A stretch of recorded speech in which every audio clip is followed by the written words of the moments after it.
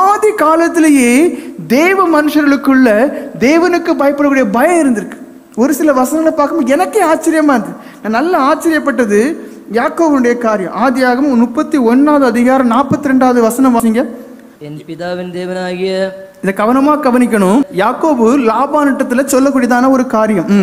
என் பிதாவின் தேவனாகிய ஆபிரகாமின் தேவனும், என்ன சொல்றாரு? ஆபிரகாமின் தேவனும் ஈசாக்கின் பயபக்திக்குரியவரும். ஸ்டாப்.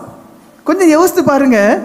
ஆபிரகாமின் தேவனும் ஈசாக்கின் தேவனும் என்று சொல்ல வேண்டியதான இடத்துல ஈசாக்கின் தேவன் சொல்லல, தேவனுடைய தன்மையை சொல்லிட்டார். அவர் பயப்படத்தக்கவர், அவர் பக்திக்குரியவர். அல்லேலூயா அல்லேலூயா. நம்மளால என்ன சொல்லுவோம்? ஆபிரகாமின் தேவன், ஈசாக்கின் தேவன். ஆனா இங்க என்ன சொல்றாரு? ஆபிரகாமின் தேவனும் ஈசாக்கின் பய பக்திக்குரியவரும். எனக்கு இதை பார்த்த பிறகு ஆச்சரியமா இருக்கு. அந்த காலத்திலே தேவன் என்று சொன்னால் எனக்குள்ளே பயம் இருக்க வேண்டும், தேவன் என்று சொன்னால் எனக்குள்ளே பக்தி இருக்க வேண்டும், பரிசுத்தம் இருக்க வேண்டும். பக்தி பரிசுத்தம் இல்லாமல் தேவனை ஒருவரும் தரிசிக்க முடியாது. அப்போ தேவ பயம் ஆட்டோமேட்டிக்காக எங்கே தான் கொண்டு போய் சேர்க்குது? பக்தி உள்ளவர்களாக, பரிசுத்தவான்களாக, தேவனுடைய ஜனங்களாக மாற்றுது. நெகேமியா 1வது அதிகாரம் 5வது வசனம் வாசிங்க. அப்போ இங்கே யாக்கோபுக்கு தேவனை குறித்த சரியான ஒரு அறிவு இருக்கு. தேவன் என்று சொன்னாலே பயப்படத்தக்கவர்.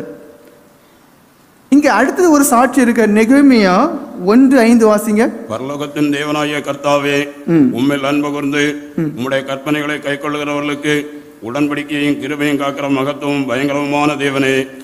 தேவனே அவருடைய ஜெபத்துல பாருங்க, அவர் ஒரு தேவனை அறிஞ்சிருக்கிறார். நீங்க அறிஞ்சிடுற மாதிரி கள்ளத்தனமான தேவன் அல்ல. எப்படி? மன்னிப்பார். நீ தைரியமா போய் சொல், தைரியமா பாவம் செய், தைரியமா துணிகரமா எல்லாம் செய், எல்லாம் அனுபவி, கடைசி மன்னிப்பார். நடக்காத காரியம். அநேக கிறிஸ்தவங்க வஞ்சிக்கப்பட்டு போயிட்டு இருக்காங்க. கிருபைன்னு சொல்லியே செத்துட்டு இருக்கு. மன்னிப்பு கிடைக்கும் சொல்லியே ஏமாத்தப்பட்டு சாகுறாங்க. இங்க இந்த சாட்சிகள் தேவனை குறித்த அறிவு இருக்கு. என்ன சொல்றாங்க? மகத்துவமும் பயங்கரமான தேவனே.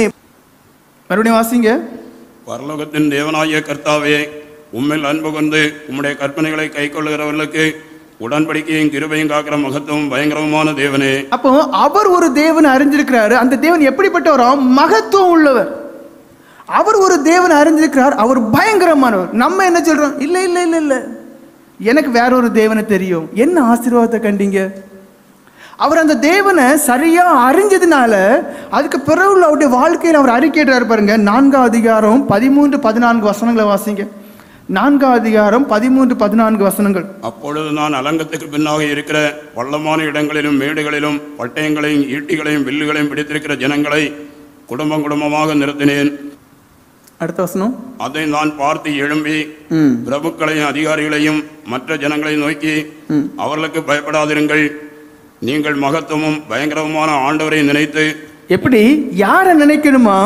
நீங்கள் மகத்துவமும் பயங்கரமான, அதாவது 12வது வசனம் வாசிங்க. அங்க 2 பேர் எழும்புறாங்க, இந்த எருசலேம் அலங்கத்தை கட்டக்கூடாதுன்னு சொல்லி தடை பண்றதுக்கு. இவங்களுடைய வேலை என்ன? இதை எப்படியாவது தடை பண்றது. வாசிங்க. எருசலேமின் அலங்கத்தை கட்டுகிற வேலை வளர்ந்தேறுகிறது என்றும் இடிக்கப்பட்ட இடங்கள் அடைபட்டு வருகிறது என்றும் சன்பல்லாத்தும் தொபியாவும் அரபியரும் அம்மோனியரும் அஸ்தோத்தியரும் கேட்டபோது அவர்கள் மிகவும் எரிச்சலாகி. பாருங்க, இங்க இதை எப்படியாவது கெட்ட விடாம தடை பண்ணணும். அப்ப இங்க நெகேமியாவுக்குள்ள என்ன இருக்கு? எனக்கு ஒரு தேவன் தெரியும், அவர் மகத்துவம் உள்ளவர், பயங்கரமான. அப்போ நானாலும் தப்புன்னா எனக்கும் அது பயங்கரமா அமையும். தேவனுக்கு விரோதமாக எழும்பினாலும் அவங்களுக்கும் பயங்கரமா இருக்கும். ஏன்னா தேவன் பட்சபாதம் இல்லாதவர். அப்ப அந்த காலத்திலேயே அவங்க தேவனை அறிஞ்சிருக்கிறாங்க. அவர் மகத்துவம் உள்ளவர் தான், அவர் மகிமை நிறைந்தவர் தான், அதிசயங்களை செய்யக்கூடியவர் தான். ஆனால் மகத்துவமும் பயங்கரமானவர். மகத்துவத்தோட முடியல, ஸ்டாப், ஃபுல் ஸ்டாப். அங்க ஒண்ணுமே கிடையாது. என்ன வருது? ஒரு கண்டினியூவேஷன் இருக்கு. அவர் மகத்துவத்தோட நிக்கல, பயங்கரமான தேவன். உங்களுடைய வாழ்க்கையை பாருங்க, நீங்க அப்படி ஒரு தேவனை விசுவாசிக்கிறீர்களா என்று.